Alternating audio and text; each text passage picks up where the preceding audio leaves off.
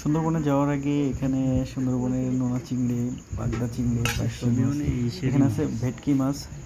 নিজেদেরই বাড়ির পালা মুরগি জবাই দিছে, গরুর গোশত নিয়ে আসছে, দই নিয়ে আসছে। কি দরকার ছিল এত?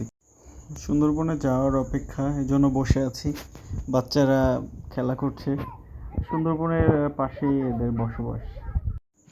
রাস্তার পাশে যে ঘরগুলো, রাস্তার পাশে ঘর, আর এই হচ্ছে সুন্দরবন। এখানেই কিন্তু বাঘ চলাফেরা করে, আর এই ঘরগুলোতেই মানুষ ঘুমায়। চিন্তা করে দেখেন এখানে মানুষগুলো কতটা সাহসী, যে কোনো সময় বাঘের আক্রমণ এখানে হতে পারে।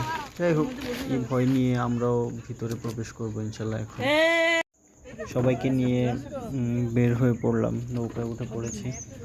এখন নৌকা চালাচ্ছে আমাদেরই এক ছোট ভাই।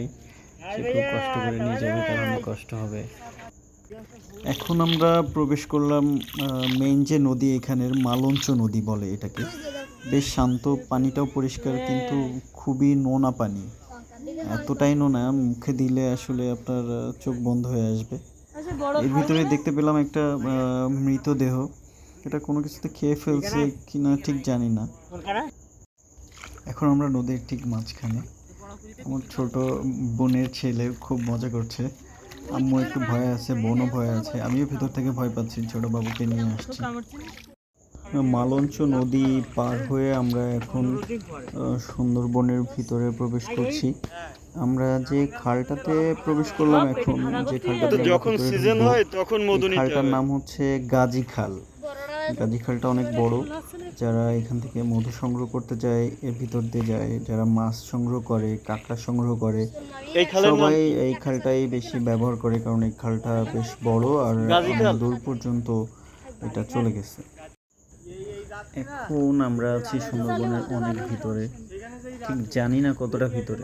অনেকক্ষণ ধরে নৌকা চালিয়ে এখানে নিয়ে এসেছে আমাদেরই ছোট ভাই, আমার চাচা।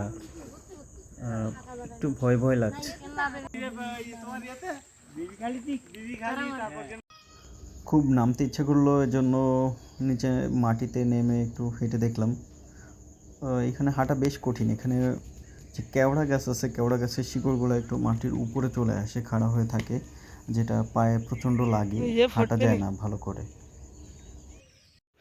এখন আমরা সুন্দরবন থেকে বের হয়ে যাচ্ছি। যাওয়ার আগে খলিশা ফুল চোখে পড়লো। কিছু খলিশা ফুলের ছবি নিতে চাচ্ছিলাম, তখন চাচা বলল এখন তো সন্ধ্যা হয়ে গেছে, সময় নেই, কিছু খলিশা ফুলের ডাল ছিঁড়ে দিই, খলিশা ফুল নিয়ে যাও। এই হচ্ছে খলিশা ফুল, যে ফুলের মধু সংগ্রহ করে মৌমাছি সব থেকে বেশি মধু উৎপাদন হয় এই খলিশা ফুল থেকে। কিছুদিন পরে এই চাচাই মধু সংগ্রহ করতে যাবে।